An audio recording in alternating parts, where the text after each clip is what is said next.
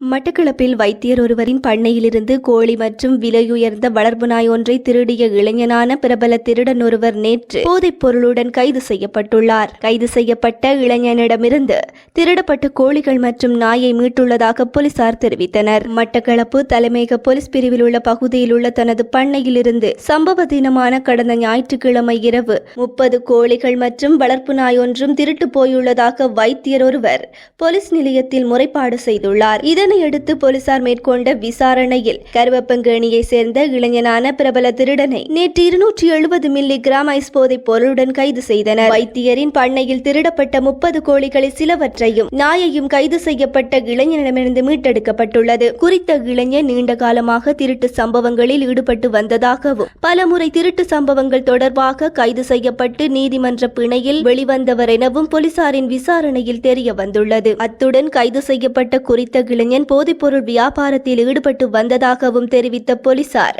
அவரை 3 நாட்கள் போலீஸ் காவலில் தடுத்து வைத்து விசாரணை செய்ய நீதிமன்ற அனுமதியை பெறுவதற்கான நடவடிக்கையை முன்னெடுத்து வருவதாக தெரிவித்தனர். மேலதிக விசாரணைகளை மட்டக்களப்பு தலைமையக போலீசார் மேற்கொண்டு வருகின்றனர்.